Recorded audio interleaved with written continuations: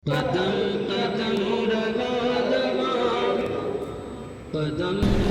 उलमा हिंद मुल्क की आज़ादी के बाद से मुल्क में पेश आने वाले हालात के पेश नज़र मुख्तलिफ़ मौज़ूआत पर फ़िक़ही इज्तिमाआत मुनक़िद करती चली आ रही है। और ये जो बेंगलौर में 12, 13, 14 अगस्त हज भवन बेंगलौर में मुनक़िद हो रहा है फ़िक़ही इज्तिमा, ये 17वां फ़िक़ही इज्तिमा है। अल्हम्दुलिल्लाह ये खुश नसीबी है कि मेज़बानी का शर्फ़ कर्नाटक बेंगलौर को मिला है। बाज़ मसाइल शरीयत में वो होते हैं जो हालात के बदलने से उसमें गुंजाइश निकल आती है, हालात के बदलने से मसाइल भी तब्दील होते हैं। तो ऐसे ही मसाइल जो इस वक्त हमारे मुल्क के लिए ज़रूरी हैं, मसलन GST का जो टैक्स है वो जुल्म की हद तक बढ़ा दिया गया है, तो उससे मुताल्लिक़ हमें मौजूदा सूरत हाल में क्या गुंजाइशें मिल सकती हैं शरअन।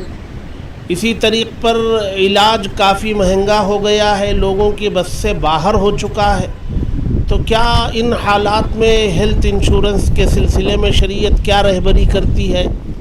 इसी तरीक़ पर लिमिटेड कंपनीज़ की बाज़ शिक्क़े हैं जिन पर गौर व खौज़ की ज़रूरत थी और उसे मुनक्काह करके लोगों के सामने पेश करना था। तो अल्हम्दुलिल्लाह बुनियादी ये 3 मौज़ूआत हैं जिस पर ये फ़िक़ही इज्तिमा मुनक़िद हो रहा है। फ़िक़ही इज्तिमा का जो काम है वो तकरीबन 1 महीना पहले से शुरू हो गया था, लेकिन अब जो है अल्हम्दुलिल्लाह मुस्तकिल जो है 20 दिन से अल्हम्दुलिल्लाह जो है काम चल रहा है। और यहाँ माशाअल्लाह तकरीबन जो है 4 फ्लोर में 100 कमरे हैं, उन सब की जो है कमरों की सफाई वगैरह सुथराई की ज़िम्मेदारी दी गई थी। अल्हम्दुलिल्लाह मुस्तकिल 1 हफ़्ते से उस काम में लगे हुए हैं। अल्लाह का शुक्र है कि आज वो काम पाए तकमील तक पहुंच गया है। वहाँ मुस्तकिल जो है एयरपोर्ट में सवारियों के साथ है, जैसे ही मेहमान वहाँ पर पहुँचते हैं उनको लेकर जो है अल्हम्दुलिल्लाह वो यहाँ पर मकाम पर पहुँचाते हैं। हमारे पास सवारियाँ तो तकरीबन 100 हैं, हस्ब ज़रूरत उसका इस्तेमाल जो है किया जा रहा है। जैसे ही यहाँ मेहमान आते हैं तो इनका इस्तकबाल कर कर उनको जो है मंदूब का जो कार्ड है, अगर वो वहाँ से आए हैं तो मंदूब का जो कार्ड है वो, या हमारी तरफ से अगर जमीयत उलमा कर्नाटक से आ रहे हैं तो मेहमान खुसूसी का कार्ड देकर जो है उनको उनके कमरे भेज देते हैं। जैसे ही मेहमान आएंगे वो उनका नाम पहले से फहरिस्त में तैयार है, वो फहरिस्त के ज़रिए से देख करके उनका जो कमरा नंबर पहले से अलाट है उसमें उसका नंबर दे दिया जाएगा। अल्हम्दुलिल्लाह ये फ़िक़ही इज्तिमा बहुस्न ख़ूबी इख्तिताम को पहुँचा। मैं इससे पहले कि इस फ़िक़ही इज्तिमा के सिलसिले में आप हज़रात आपकी खिदमत में कुछ अर्ज़ करूँ, ये बता देना मुनासिब है कि ये जो फ़िक़ही इज्तिमा मुनक़िद होता है ये ऐसे ही नहीं होता, बल्कि तकरीबन 9 महीने 1 साल पहले से इसकी तगोदो और मेहनत शुरू होती है। अनावीन मुतय्यन किए जाते हैं उलमा के मुफ्तियान किराम के मशवरे से, और फिर उन अनावीन यानी टॉपिक पर उलमा को ज़हमत दी जाती है, मुफ्तियान किराम को ज़हमत दी जाती है कि इस पर अपने मक़ाले लिखें।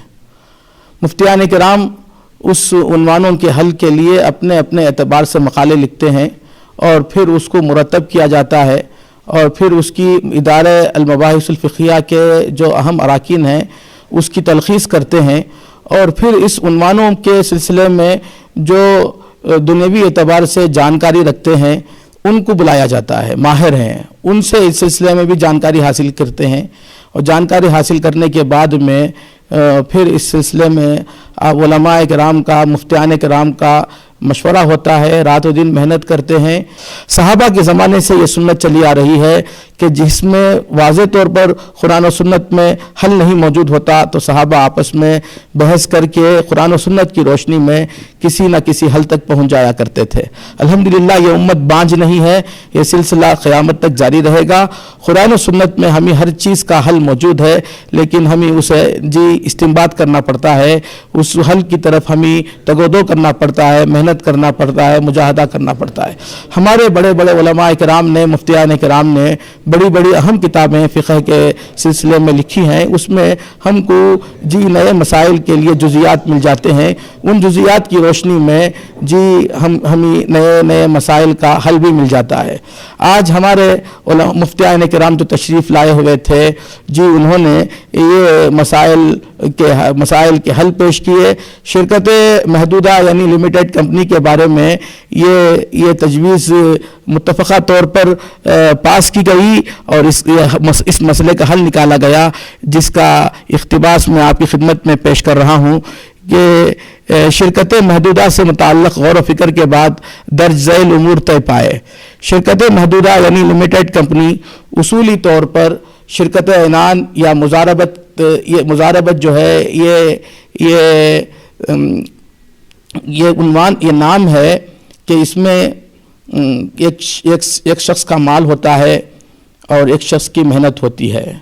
ایک کیپٹل ایک جو ہے رب المال ہوتا ہے اور دوسرا جو ہے محنت کرتا ہے. سلیپنگ پارٹنر اور ایک ہوتا ہے اور دوسرا محنت کرتا ہے, اس کو مزاربت کہتے ہیں. کہا گیا ہے کہ شرکت محدودہ یعنی لمیٹڈ کمپنی اصولی طور پر شرکت عنان یا مزاربت کے قریب تر ہے. لہٰذا اگر ایسی کمپنی کا بنیادی کاروبار سود قمار یعنی سود اور جوا اور اشیاء محرمہ, ایسی چیزیں جو حرام ہیں, ان کے بنانے اور ان کے فروخت کرنے, صنعت و تجارت پر مشتمل نہ ہو, تو ایسی کمپنی قائم کرنا, اس میں شریک ہونا, اس کی ملازمت کرنا, اس سے منافع حاصل کرنا جائز ہے. لمیٹڈ کمپنی اگر خسارے سے, عموماً ایسا ہوتا ہے کہ لمیٹڈ کمپنی خسارے سے دوچار ہو جاتی ہے اور لمیٹڈ کمپنی کے ارباب یہ کہہ دیتے ہیں شرکاء سے اور شیئر لگانے والوں سے کہ ہمارا کوئی اس میں دخل نہیں ہے, ہم آپ کے نقصان کی بھرپائی نہیں کر سکتے. یہ غرر ہے. اس لیے اس سلسلے میں ادارے نے یہ فیصلہ لیا ہے کہ لمیٹڈ کمپنی اگر خسارے سے دوچار ہو جائے تو کمپنی کے ذمہ داران پر کمپنی کی منقولہ اور غیر منقولہ وہ جائیداد جس کو ہم ادھر سے ادھر لے جا سکتے ہیں, غیر منقولہ وہ جائیداد جسے منتقل کرنا, شفٹنگ کرنا نہیں ہو سکتا, جیسے بلڈنگ ہے, زمین وغیرہ ہے. تو ذمہ داران پر کمپنی کی منقولہ اور غیر منقولہ املاک اور اثاثوں کو فروخت کر کے قرض اور دیگر بقایا جات کی ادائیگی لازم ہے. اس کے بعد بھی اگر کمپنی کے ذمے کچھ دین یعنی قرض باقی رہ جائے اور خسارے کا سبب ذمہ داران کی طرف سے لاپرواہی ہے اور ذمہ داران کی تعدی ہے اور ان کا بے توجہی ہے, تو دین کی ادائیگی, قرض کی ادائیگی بہرحال ان ذمہ داروں کے اوپر شرعاً ضروری ہوگی. البتہ اگر کمپنی کے ذمہ داران کی طرف سے تعدی نہیں ہوئی, لاپرواہی نہیں ہوئی, اس کے بعد بھی خسارہ اور دیوالیہ ہو گیا, تو اس قرض کی ادائیگی کی ذمہ داری ان پر نہیں ہوگی. یہ الحمدللہ تجویز سامنے رکھی گئی اور تمام شرکاء نے اس کے صحیح ہونے کی منظوری دے دی. دوسرا مسئلہ جی ایس ٹی میں سودی رقم صرف کرنا. اس کا مسئلہ کیا ہے؟ جی ایس ٹی سرکاری اس سلسلے میں یہ تجویز رکھی گئی جو اس کو باتفاق پاس کیا گیا. جی ایس ٹی سرکاری ٹیکس کا وہ نظام ہے جس میں بالترتیب تاجر اور صارف حضرات کو مختلف تناسب سے ٹیکس جمع کرنا پڑتا ہے اور سرکاری ضوابط کے مطابق بعض صورتوں میں جمع شدہ رقم واپس مل جاتی ہے اور بعض صورتوں میں واپس نہیں ملتی اور صارفین کو ادا کرنی پڑتی ہے. تو مروجہ سبھی پہلوؤں پر بحث کے بعد درج ذیل امور بے اتفاق طے پائے. جس صورت میں جی ایس ٹی میں دی جانے والی رقم صارف یا تاجر کو واپس ملنے کی امید نہ ہو, وہ رقم بالواسطہ یا بلا واسطہ سرکار کو پہنچتی ہو, تو اس میں رد الی المالک, مالک کی طرف پیسے کو لوٹانا کے اصول پر سرکاری اداروں سے حاصل شدہ رقم جی ایس ٹی میں دینے کی گنجائش ہے. نمبر 2, دکاندار صارف سے جی ایس ٹی کے نام پر متعین رقم وصول کر لے تو اس رقم کو حکومت تک پہنچانا اس کے اوپر لازم ہے. اسے کسی تدبیر سے اپنے پاس روک لینا, اپنے صرفے میں خرچ کر لینے کی اسے اجازت نہیں ہے. کہ دو موضوعات پر الحمدللہ تجویزیں ہوئیں اور تیسرا موضوع جو ہے ہیلتھ انشورنس کا ہے. ہیلتھ انشورنس سے فائدہ حاصل کرنا جائز ہے یا نہیں. اس سلسلے میں یہ بتایا گیا جو باتفاق پاس بھی کیا گیا ہے, منظوری لی گئی, سب کی منظوری لے لی گئی کہ صحت اللہ تعالیٰ کی عظیم ترین نعمتوں میں سے ہے. اسی بنا پر اسلام میں حفظان صحت یعنی صحت کا خیال رکھنا اور صحت کی حفاظت کرنا اس کی طرف خاص توجہ دی گئی ہے. لہٰذا تندرستی کا خیال رکھنا, حسب وسعت بیماریوں کا علاج کرنا بھی مشروع ہے. چنانچہ مروجہ میڈیکل یعنی ہیلتھ انشورنس کی موضوع پر بحث کے بعد درج ذیل تجاویز منظور کیے گئے. پہلی تجویز, موجودہ ملکی اور بین الاقوامی حالات کے تناظر میں کسی ناقابل تحمل مصارف بیماری میں مبتلا ہونے کے اندیشے سے اگر ضرورت مند لوگ میڈیکل ہیلتھ انشورنس کی پالیسی سے استفادہ کریں تو ان کو گنجائش ہے. دوسری تجویز, انفراداً یا گروپ کے طور پر یا گروپ کی شکل میں ضرورتاً میڈیکل انشورنس کراتے وقت بہتر یہ ہے کہ کمپنی سے معاہدہ کر لیا جائے کہ سالانہ پریمیم کی رقم جمع کرنے کی عوض میں وہ سال میں کم از کم ایک مرتبہ اپنے ممبران کا میڈیکل چیک اپ ضرور کرائے گی.